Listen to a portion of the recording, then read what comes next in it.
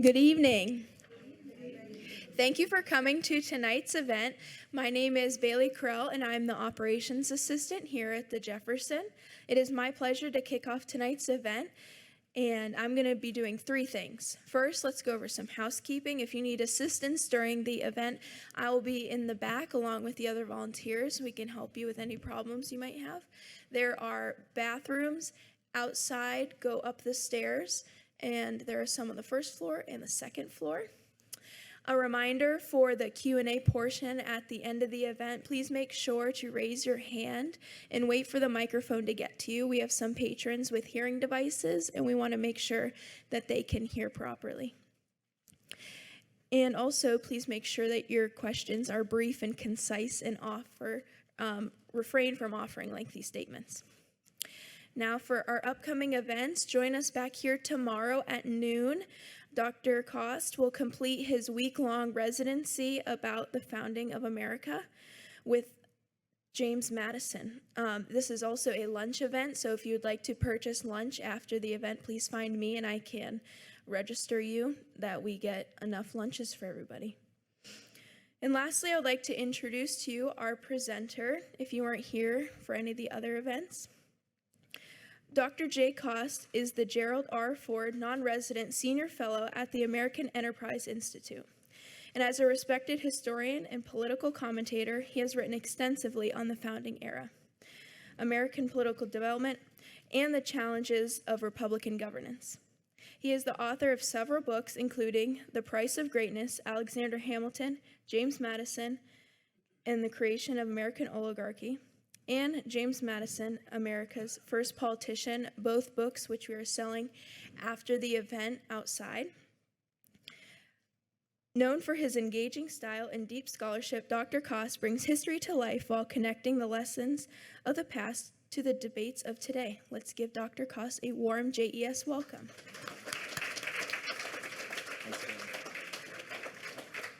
Well, hello again, everybody. It's good to see you all again. I feel like gotten to know each other a little bit. We're going to do Thomas Jefferson tonight. It's good that you're here, considering that this is the Jefferson, so it's good that you're here. Good to show up for this. So before we get into this, I just give you some personal reflections on Jefferson. I've been doing more reading on Jefferson in advance of this book that I'm working on right now.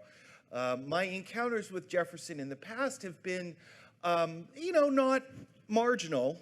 I did go to the University of Virginia, so I am indebted to Mr. Jefferson as he was and is known at the University of Virginia. And of course, Jefferson on his tombstone, his epitaph has 3 accomplishments: author of the Declaration of Independence, author of the Virginia Statute of Religious Liberty, and founder of the University of Virginia. Those were the 3 things that Jefferson thought were the most important accomplishments in his life.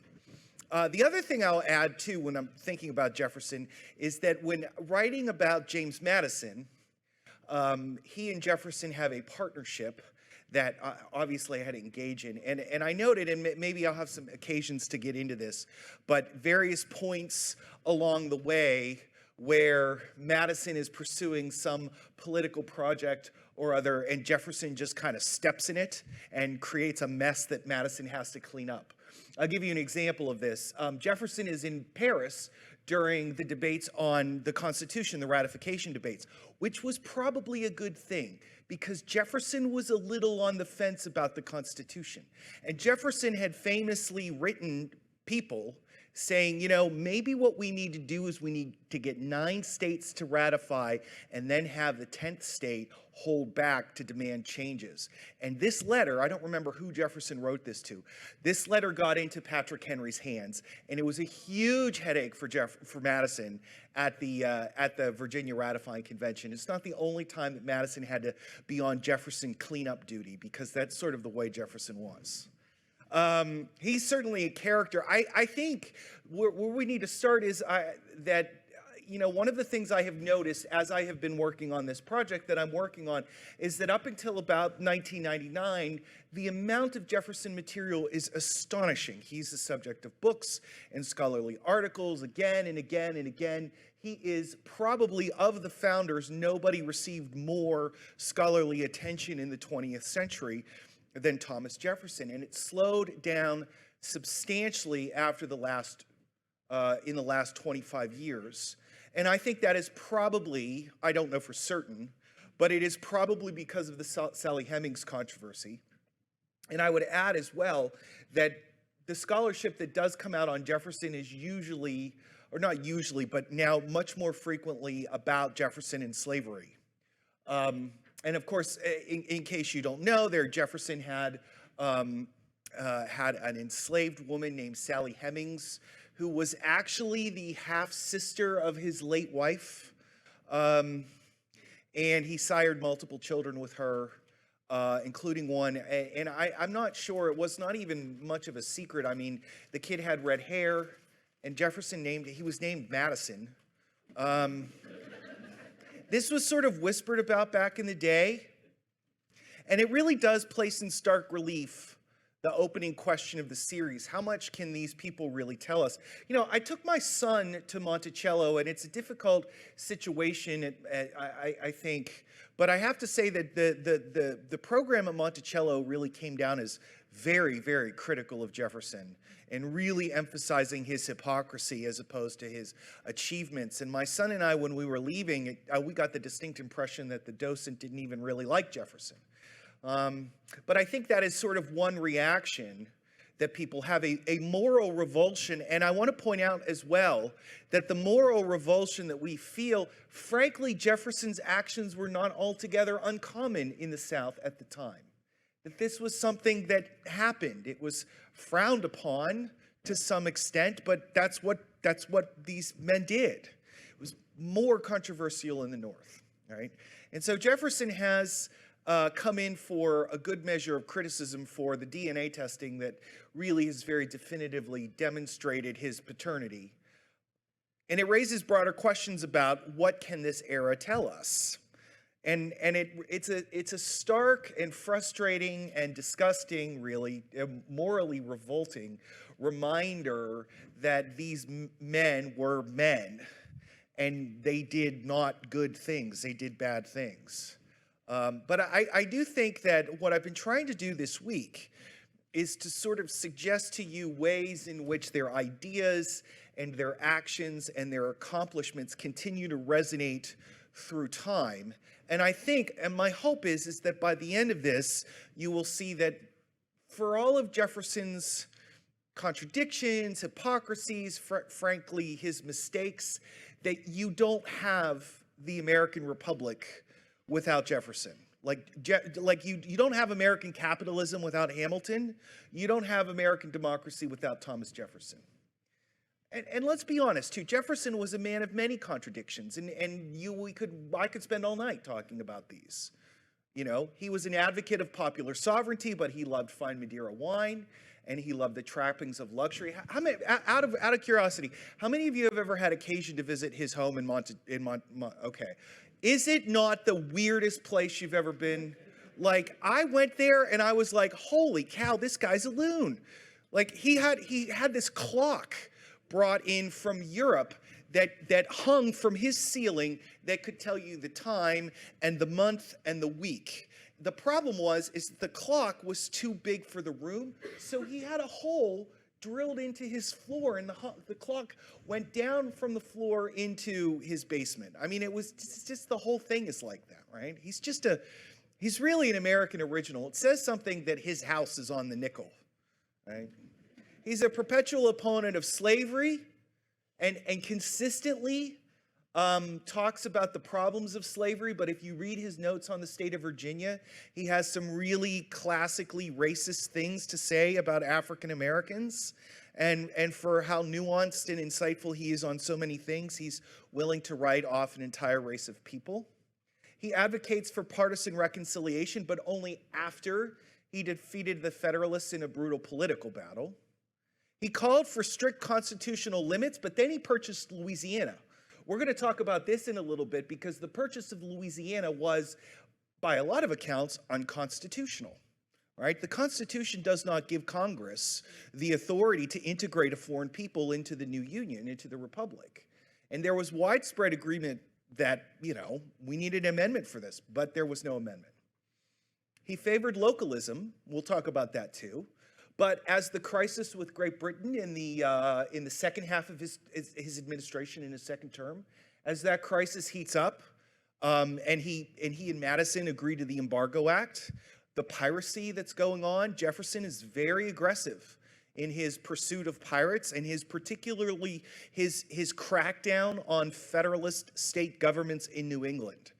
Not really an illustration of localism. And Jefferson's presidency is decidedly mixed. I would say it is probably the most mixed presidency in the history of the United States of America. If Thomas Jefferson had somehow, by a quirk of fate, died on March 3rd, 1805, the day before he was to be inaugurated for his second term, he would be universally hailed as one of the great American presidents. His 4 years from that point, from 1801 up through 1805, was triumph after triumph. And we would probably speak of Jefferson the president in the same breath that we speak of Lincoln and Washington and FDR. But of course, Jefferson didn't die. He went on. His first term was an unparalleled triumph, but his second term was frankly a disaster, as he and Madison comes into blame for this, struggle unsuccessfully to find a diplomatic solution to the conflict that the United States found itself in between Britain and France, and their failed efforts at commercial retaliation. And frankly, by 1808, Jefferson is sort of mentally checked out. He's not really as nearly engaged in the duties of the presidency as he had been. He's looking forward to going home. Now, in fairness, you can blame Madison for this. And in my book on my Madison biography, one of the compliments that I got from people about the Madison biography is that it wasn't a hagiography, that I really criticized Madison on some things. One thing that I did really criticize him for was slavery. But another thing I don't think he was a very good Secretary of State, which is ironic because it's one of the longest held jobs that he had. But he had some very bad ideas as Secretary of State. And he convinced Jefferson to pursue commercial retaliation, which ends up being a disaster. So all in all then, what does Jefferson offer us today? I mean, is he nothing more than just an interesting, sort of quirky, idiosyncratic genius? No, he's more than that, I think. And I want to suggest to you, and I indicated this, I want to suggest to you that Jefferson, of everybody that we've talked about, and indeed I would say of everybody at the founding period, he offers the best case for a democratic republic where power flows from the people. That's Jefferson's contribution, more than anybody else we've seen, because we've talked this week about republicanism, right? I mean, we talked about that with Washington and Adams, but what really is republicanism? Well, I mean, the ancients would have just understood it as power sharing between factions, right? So that the law is not the product of a single will, but the law is the product of consensus among different stakeholders. But those stakeholders do not need to represent the entirety of the community. You could have an aristocratic republic, something like Sparta. Or Venice or Florence. These were not democracies by any stretch of the imagination, right? And indeed, and we'll talk about this, when you look even at John Adams, right? Adams's idea of a republic is not one in which all power flows from the people per se, but rather the people get a branch and the aristocrats get a branch, right? That's not a democratic republic that Adams is offering, right? So such republics, any republic could in theory be a balanced republic, or it could be aristocratic, like what Hamilton wanted, or as the Venetians and the Florentines did and the Spartans did. They don't actually need to be democratic like our republic is today. Our republic is a democratic republic in the sense that all citizens naturalized or born here over the age of 18 are allowed to participate in politics, right? And the expectation is that power flows from the people and in a meaningful sense, not in the Hamiltonian sense, like, oh yeah, the people vote for one electoral college that then votes for another electoral college that then votes for the president who's going to serve for 40 years. That's not how we do it in the United States of America, right? The idea here is that the people are actually represented, their views and interests and their aspirations are represented by the government. This is a distinctively Jeffersonian idea I want to suggest. And so if Hamilton, is the prophet of America's economic revolution, then that means that Jefferson is the prophet of the democratic revolution. And this is another point I really want to emphasize here, because when you look at the United States of America in the 1780s and the 1790s, you do, compared to the rest of the world, you do see a voting franchise that is much broader than Europe, right? You see, in Virginia, for instance, during the 1780s, about 50% of all white men were able to vote.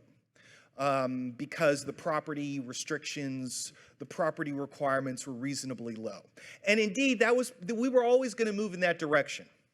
Because, you know, if property is the mark of citizenship, which it long had considered it was, like you had to have a stake in society and you had to have a measure of economic independence so that you could perform the duties of citizen. Well, property in Europe is very scarce, especially when we understand it as land. Land in Europe is scarce, but land in the United States of America is not scarce. So this is one reason why even aristocratic Virginia still has a participation rate of 50% white men, right?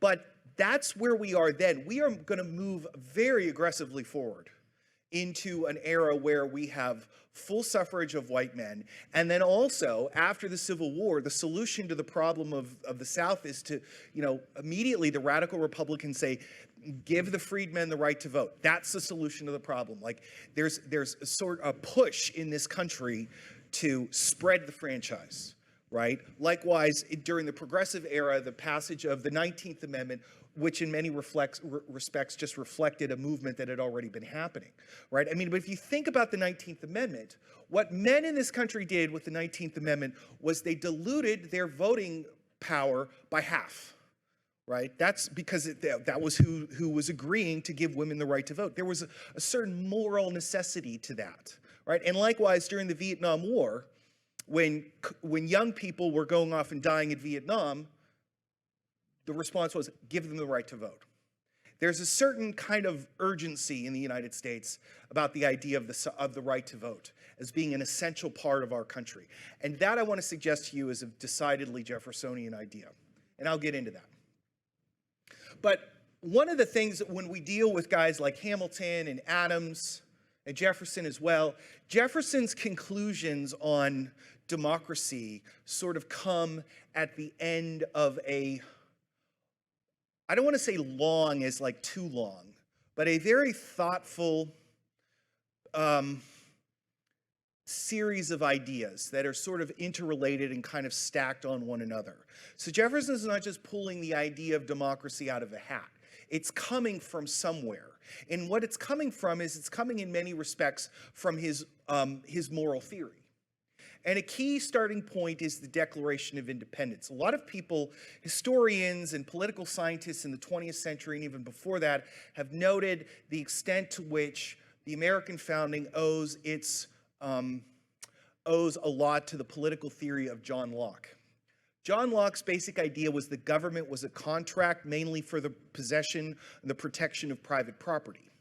And in the idea then is that property is, and we have a natural right to property in Locke's theory, but the right is, the right to property is imperiled without government.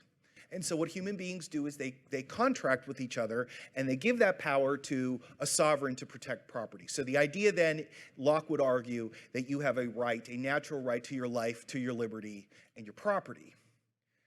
And Jefferson changes that. See, the Declaration of Independence is very, very indebted to John Locke. But Jefferson, importantly, changes it from property to the pursuit of happiness. And a scholar at Bowdoin College by the name of Gene Yarborough, about 20 years ago, wrote a really interesting, insightful book sort of teasing out this sort of Jefferson's use of happiness and what does that mean. Because Jefferson sees property, some thinkers, particularly Madison, would argue in many respects that property is kind of the end of political society. It's the point, the protection of property. But Jefferson sees it, at least in part, as a means to an end. And so what is the end for Jefferson? It is human flourishing, or happiness, as he says. And, you know, the idea of happiness is not simply like, oh, I like to play video games all day, that makes me happy, so I'm just going to do that. That's not what Jefferson means. He's got a more nuanced idea of what it means to be happy. And he argues that happiness is best achieved through a life of virtue in which individuals are able to express themselves and to exert themselves and to feel the world being changed because of their exertions. So he's relying here a lot, in a lot of respects, he's relying on the ancient moral theory of Aristotle, right? Virtue ethics. That living an ethical life consistent with virtue is the key to happiness, which in the Greek Aristotle calls it eudaimonia. Now, Adams, as you recall from Tuesday, John Adams is very interested in the nature of virtue. But for Adams, his moral theory, his view of virtue is often a personal discipline, right? An internal conquering of the passions so that you can live a well-ordered interior life. But for Jefferson, the virtues are much more social.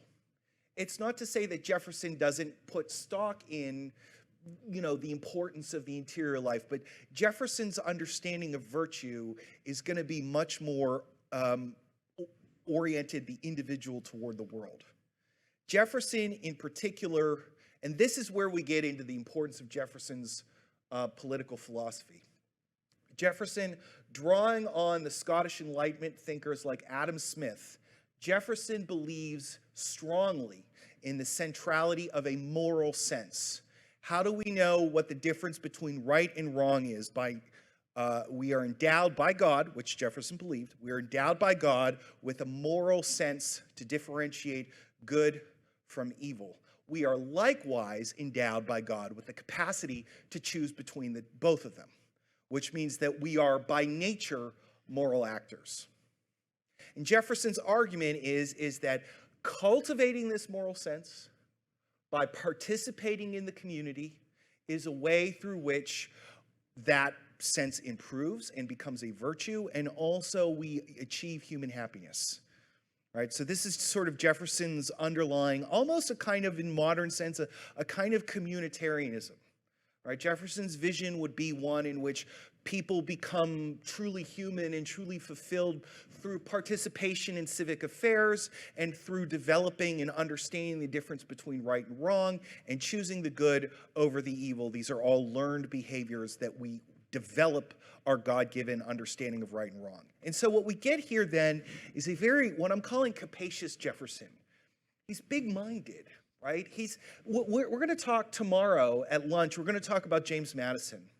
And Madison is like telescopically focused on political questions. It's one of the things that makes him such a profound and important founding father. Madison is not to say that Madison doesn't ponder these things, but this is the sort of broad-minded view that Jefferson is going to take of things, right? And this is, I think, one of the reasons why Jefferson can get himself into trouble and Madison has to bail him out at various points is because Jefferson sometimes is up in the clouds and isn't focused on what's going on right down here on earth, right? And this is where we get into democracy. The moral sense is universal. So all people are moral actors. This is where Jefferson gets to this idea of a natural right to life, liberty, and property. All human beings are endowed with these rights because all human beings are moral actors, right? And this is where he anchors his advocacy of abolition and his argument that slavery is wrong. Now, his argument against slavery is sort of juxtaposed with a classically Southern racist view of the inferiority of African Americans and the superiority of whites in their intellectual capacities, in their social capacities, in their physical capacities, right? Jefferson anticipates that African Americans can be improved through education and things like that, but whites are just superior. But African Americans are still in possession of the moral sense, and so therefore they should be free. This is Jefferson's argument. Right? And it's a frustrating argument because it's sort of like, you're so close, buddy, right? This is also where Jefferson, by the way, if you've wondered, because Madison was a deist. Adams, as you know, we talked about this, Adams was a Unitarian. Monroe's a deist. Washington, I don't know what Washington was. He might have been a closet Unitarian. I don't know. He did go to church. Jefferson's a deist, but why? Jefferson goes and edits the Bible. If you don't believe in the miraculous, why do you care so much? It's just a very peculiar project, right? If you don't believe in the divinity of Jesus Christ, why are you going through and editing the Bible? Well, that's because Jefferson believes that Jesus of Nazareth, which is what he calls him in his Jefferson Bible, Jesus of Nazareth reflects the pinnacle of human ethical practice, right? That Christ embodies the empathy and the willingness to sacrifice for the community that is the pinnacle of the moral sense. And so Jefferson believed that Jesus of Nazareth was the ultimate ethical teacher. Right? And by the way, this is one reason why Jefferson was so in favor of religious liberty, was that Jefferson believed that the relationship between government and church had stifled religious thinking and had the effect of muddying Jesus of Nazareth's ethical teaching with the theological idea that he was the Christ. And so Jefferson is hopeful and optimistic that unlinking the church from the state will free religious inquiry up and reveal an underlying truth that had been hidden by superstition. Right? So Jesus becomes a perfect exemplar of the virtue of benevolence. And again, benevolence is this idea, and this is going to put Jefferson on a much more optimistic front than a Hamilton or an Adams or a Madison. Benevolence does not really play much of a role in their moral theories. This is one reason we talked about this last night. Why is Hamilton so intent on using corruption? Because he thinks you have to. Because people aren't going to do the right thing unless there's something in it for them. But Jefferson is more optimistic. Jefferson thinks that, yes, that may be true now, but with proper education and the right social context, the moral sense can be developed and people will begin to act benevolently. This is also why Jefferson, of all of the founders, has probably the most optimistic outlook on things. So for Jefferson, it is not the job of the government to make individuals happy, right? Part of the job of becoming happy is to do it for yourself. That's part of what it means to live an ethical life. But it can and should create the broad conditions for that kind of happiness. And for Jefferson, one of the key what we would call social and political backdrops is pastoralism. Jefferson believes in husbandry as a way to cultivate virtue. Farming. Farming is good for virtue. It facilitates all manner of good habits. For instance, patience and hard work. Like you plant in the spring and you don't sow until the fall. You have to wait, right? Harmony with nature. You have to understand what the earth is willing to give you and to make the most of it and be happy with what the earth is not willing to give you. Self-sufficiency, right? And a farmer in Jefferson's vision is somebody who has to take care of if a problem arises. If the fence breaks, he's got to fix the fence. If a cow gets loose, he's got to find the cow. He's got to take care of things himself. but also satisfaction. This is where Jefferson becomes very critical of money making, the idea that farmers are satisfied with growing enough food for themselves and selling the surplus off and that being sufficient. Now, I think that Jefferson has a very idealized vision of what it means to be a farmer. I think particularly, like if you look at the populist era, one of the reasons that the populist era happened was because people plunged into the Great Plains to farm and life there was miserable. I mean, I don't think that people who were stuck in like South Dakota in 1893 would say that they were experiencing a life of eudaimonia, right? Especially this too, because Jefferson thinks farming provides one with leisure time, right? Because of course, you know, the ground lies fallow during the fall and the winter. Again, very stylized here. Right? Very stylized and really sort of a reflection of maybe Jefferson's own experience, because of course he had enslaved people to take care of all of these things, but nevertheless, right? Commerce and industry Jefferson wants to keep at arm's length. Jefferson has a kind of mixed attitude towards commerce. The effort to make money, Jefferson is very anxious about that, because the desire to make money is one that doesn't have a limiting principle. There's always more to be made. And so if you're focused on making money, you're not going to be pursuing other virtues. But at the same time, Jefferson also is aware that Europe has a desperate desire for American foodstuffs and that that is a source of American prosperity. So commerce in some respects can be a good thing. But Jefferson likewise is also very suspicious of manufacturing, or the idea of people working in factories. It's monotonous and it doesn't cultivate your interior moral virtues. Right? So Jefferson's view is that if we have these three great sources of ways to make a living, farming, commerce, and manufacturing, farming is to be supported above all. This is from Jefferson's Notes on the State of Virginia, which is a book-length treatment that he wrote. This is from, I think, Query 19. Those who labor in the earth are the chosen people of God, if ever he had a chosen people, whose breaths he has made his peculiar deposit for substantial and genuine virtue.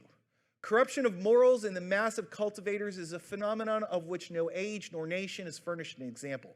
Dependence begets subservience, and venality suffocates the germ of virtue and prepares fit tools for the designs of ambition. In other words, people who live in cities, people who cannot feed themselves, people who are dependent upon others for the food on their table are subservient. And that is a way for the designs of ambition. And this sort of goes back to ancient Rome, where you'd have these warlords and patricians able to wield enormous political power because of the impoverished plebeians. Boy, that's tough to say. Impoverished plebeians who would exchange their votes for food. Right? That's what Jefferson's getting at. Hard to buy off a farmer because he can feed himself. Generally speaking, the proportion which the aggregate of the other classes of citizens bears in any state to that of its husbandmen, in other words, its farmers, is the proportion of its unsound to its healthy parts, and is a good enough barometer whereby to measure its degree of corruption. So Jefferson, the pastoral theorist. Now, Jefferson also, let me be clear here, Jefferson is relying on a long tradition in Western political thought that goes back to Aristotle. Aristotle was very partial to farmers, but also more recently in the 1600s, James Harrington in in his book Oceana, envisions a theoretical kingdom or theoretical republic where ownership of land is linked to participation in the polity because these people are the best sorts of people. So a republic should promote agricultural endeavors. And Jefferson also says power should be decentralized and education should be offered for free based on local communities, based on the public expense. Local communities would educate their young to participate in decision-making and what he later calls war democracies. And so it's very ironic. Here's Jefferson, you know, the defender of the Southern plantation, but actually sort of praising New England towns, right? Because it's New England that has participatory democracy. It's New England. It was the Massachusetts colony that required towns of 50 people or more to have a public school. This is what Jefferson wants. And his idea here is that this is a way that you develop the virtues of flourishing. So the idea is that education is local. The community is in charge of educating its young people, but then most decisions about the community are made at a local level, thus engaging the moral actors within the community and thus facilitating flourishing, right? So Jefferson likes localism. States would handle bigger questions like economic regulation, and the federal government mainly would confine itself to foreign affairs. Right? So Jefferson's vision here is built on his idea of the best way to secure human happiness. It's in community, it's operating as moral actors, and it's developing our moral sense. And so how do we do that? We live a life of citizens in these warred republics. Now Jefferson, like Madison, like Adams, and like Hamilton, believed that there was such a thing as a natural aristocracy. He wasn't as hung up on it as Adams was. Adams was very worried about this aristocracy.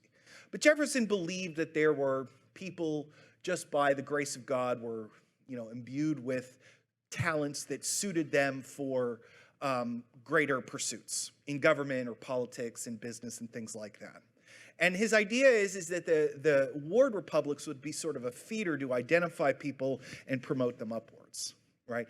But unlike, say, Hamilton, who wants to liberate the elites from the masses, Jefferson thinks that the natural elites really don't have to, it's going to be pretty rare that they're going to have to go against the average people in a well-designed republic. Those people are going to have the capacity to understand things. And so a lot of times in Jefferson's view, to be a natural aristocrat in charge of government is simply to listen to the voice of the people.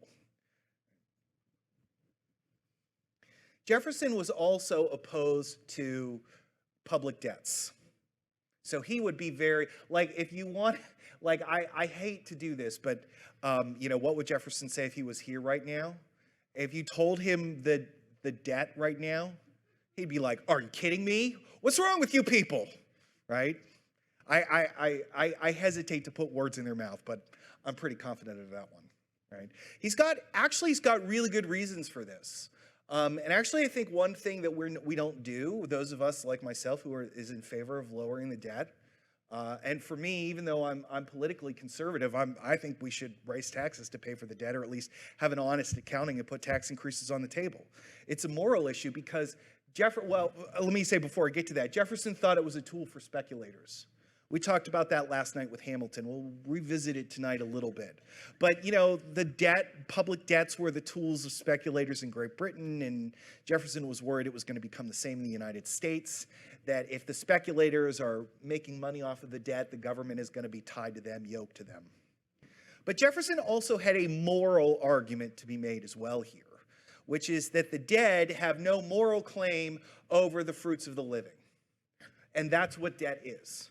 Right? And Jefferson actually took this a little bit farther, arguing at various points that we should have periodic revisals of the Constitution, like once every 19 years. We should put everything back on the table because that's about how long a natural generation lasts. Right? And so likewise, the dead can't enjoin the living, and so the living should not be bound by the laws set by the dead. Madison has to very delicately disagree with this. This is one of those very impractical Jeffersonian ideas because it would potentially, every 20 years, a potential revolution. Which is also why Jefferson was not all that upset with Shays' Rebellion, right? Hey, look, if people aren't happy with the way things are going, maybe that's a sign that, they've been bound into something that they didn't choose, right? Jefferson believed, this is a phrase that he used to Madison, the world belongs in usufruct to the living. And this is part of a larger theory he has. It's not just simply about opposition to Hamiltonian debt, but when he was governor of Virginia, one of the things that he tried to do was to revise the old colonial laws that governed how land could be left in inheritances. A practice known as entail required land to be distributed according to long dead ancestors. Jefferson argued that this was wrong, it was immoral, it was irrational, it needs to be gotten rid of. So he takes this very seriously. And like I said, periodic revolutions, well, you know, the tree of liberty has to be refreshed with the blood of patriots. He did say that, right? That's one of his daffier ideas when you think about it. Like, sounds great because he had such a way with words. But then when you think about it in practice, it's like, really? Right? Likewise, Jefferson believed that the public understanding of the Constitution should be decisive, especially the idea of a limited grant of federal power. Right? Because again, I mean, all of this flows from his view of what it means to be a moral actor. The people in 1787 and 1788 ratified the Constitution. There was a shared public meaning of that, what that document would require, and therefore that's what should happen. Jefferson hated permanent military establishments because they had historically just been the tools of tyrants to oppress people. He likewise hated the Navy. And instead, people should defend themselves. Because, of course, and this gets back, this is another old idea in Western thought, right? A virtuous republic does not need a permanent army because the citizenry will stand up and defend it when called upon to do so, right? Armies are the tools of empires. So are navies. What do we need a navy for, Jefferson would argue, unless we're going off and causing trouble in parts of the world that we shouldn't be in the first place. Of course, Jefferson was the one who went to war with Tripoli, but that's another issue, right? So the many elements of Jefferson's political ideas, I want to suggest to you that they fit into a scheme, a Jeffersonian system. People are moral agents who have the right to self-determination. The government should create the conditions necessary for that kind of flourishing. And that should be an emphasis on local pastoralism, because that's the grounds in which the moral qualities can be best cultivated, a commitment to public sponsorship of education, the avoidance of burdensome debt, a frugal government that does not burden the taxpayers, and the avoidance of excessive pursuits of wealth. For all of his many flip-flops over the course of his life, this is the through line of Jeffersonian thought. And you can sort of appreciate this as well in his 3 items on his epithet, right? The Declaration of Independence was this bold declaration about the moral rights that people are endowed with. The Virginia Statute of Religious Liberty was a way to, from Jefferson's perspective, was a stroke against government-sponsored superstition. And of course, the University of Virginia was a non-religious, non-sectarian university committed to raising up leaders to serve the public good, right? So, I mean, Jefferson flipped and flopped on a lot of things, but you can see this in his thought pretty consistently. So Madison and Jefferson have a really interesting relationship. They're friends in the late 1770s, and they forge a durable political partnership that persists even after Jefferson's death, even after his death. Madison, for instance, in 1829, 1830, Madison is dealing with the threat of nullification. John C. Calhoun of South Carolina produced an argument saying that South Carolina had the right to declare null and void laws that it deemed unconstitutional. And in defense of this, Calhoun cited Jefferson's Kentucky resolutions.